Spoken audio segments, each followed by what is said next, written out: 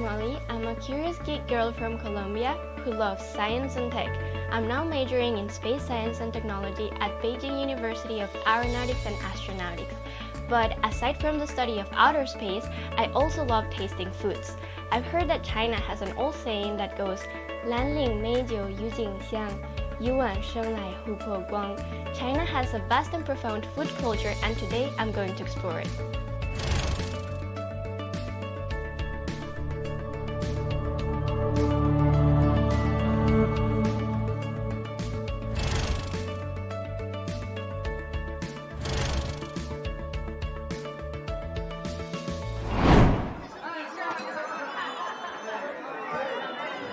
The first stop I want to visit today is Lanqingxuan.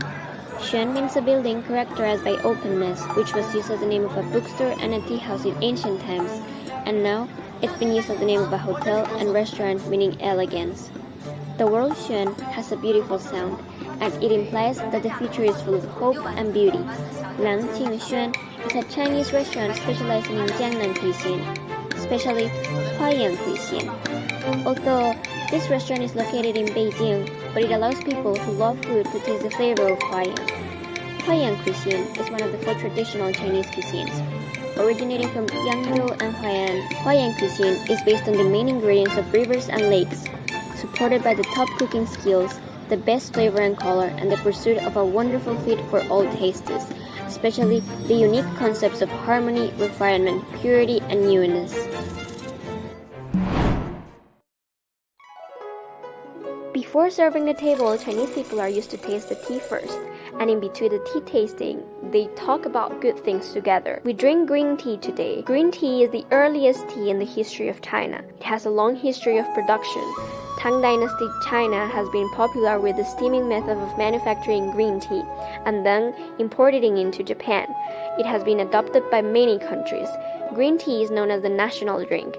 A large number of modern scientific studies have confirmed that the tea does contain biochemical components closely related to human health and can refresh and clear the mind and heat.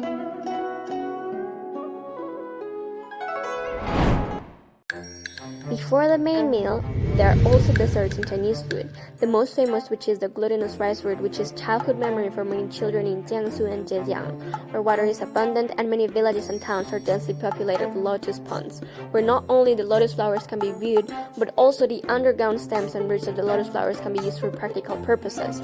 Raw glutinous rice infused in lotus root with osmanthus sauce is a unique Chinese dessert, with the sweets and glutinous osmanthus aroma enjoys a reputation.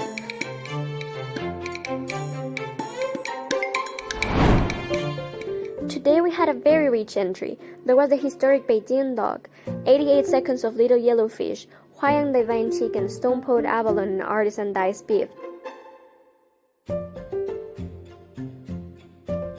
But the one I was most interested in was the water-ate immortal roasted crab tofu.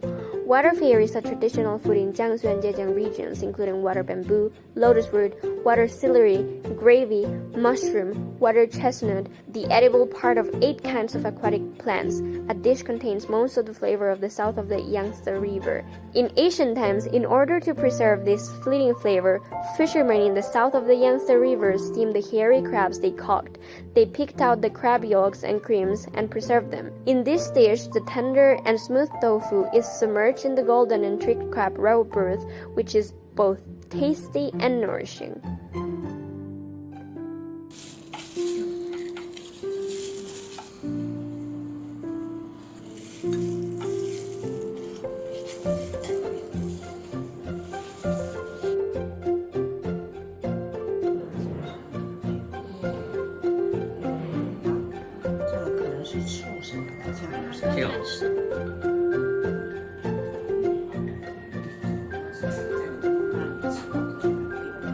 Chinese cuisine is particularly rich.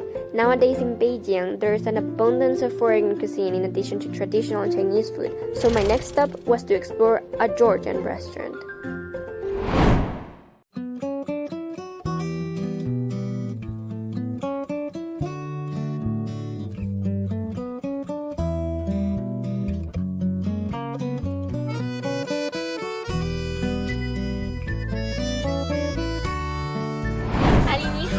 Hello, Molly。很开心，终于来到你的这个餐厅。谢谢，我也很开心。你对格鲁吉亚有没有了解？ Chinese people like to drink tea. Turkey also has a rich beverage culture. I just arrived at the restaurant. Mehmet manager recommended me the Georgian red wine. Georgia is the birthplace of the world's red wine. France to create the first red wine is the Georgian red wine. Georgia's natural environment, climatic conditions are very conducive to the growth of the grapes, which makes the Georgian red wine have a very unique taste and texture. The flavor of the red wine recommended by manager Mohammed is amazing. Белой гладью из роз ты мне пишешь, что может быть. 这个是我们的拿破仑蛋糕。 The classic dessert, Napoleon cake, consists of layers of pastry and custard with a combination of fluffy and tender texture. Although the ingredients of Napoleon cake are simple, the preparation method is quite a test of the maker's skill. The fluffy pastry is sandwiched with smooth custard, while keeping the pastry dry so as not to affect the crispy texture. It's very different from the traditional Chinese pastries, but whether I'm tasting traditional Chinese desserts and pastries or Napoleon cake, I feel joy and happiness amidst the sweet flavor. OK， 茉莉，现在我们尝一尝我们的格鲁吉亚的很特色的哈恰普里奶酪饼。这个名字有什么意义？第一，这个像一艘船 ，little boat， 小船一样，然后中间还有一个鸡蛋，代表是太阳，所以小船、黑海、太阳结合起来，成为了这道菜。这个现在还不能吃，所以我们叫我们的这 Jason， 然后过来给我们把那。 Different styles of khachapuri are popular in almost all Georgian regions. Mohammed chef told me that only people who are happy inside can make delicious khachapuri, and in the process, the chef can pass on the happiness to the diners, and the dish is sure to be served in Georgia, whether it's in a street corner store or in a sophisticated, elegant restaurant, and it's very often not only a traditional dish, but also a symbol of Georgian culture. Mohammed manager began to learn the cello at the age of 7. At the age of 13 years old, he had his first trip to China. That trip completely changed Ali's life plan. He was 18 years old when he came to Beijing to learn Chinese, and since then, he has been rooted in China. At the invitation of a friend, he began to run a Turkish restaurant. In order to let everyone feel the Turkish culture, the restaurant set up a lot of Turkish-style tableware and handcrafts. He brought them back to China from Turkey. Nowadays, Ali's restaurant has become not only the center of Turkish dining culture in Beijing, but also the choice of many foreign friends for chatting and gathering in Beijing. Today, I visited Lan Qingxuan's and Georgia's Fish restaurant. This is really pleasurable for me as a food lover. Nowadays, China's inclusiveness has brought together cuisines from all over the world.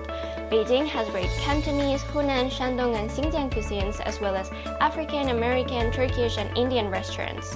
When all these food integrate into a city, then all these countries' culture will also mingle in.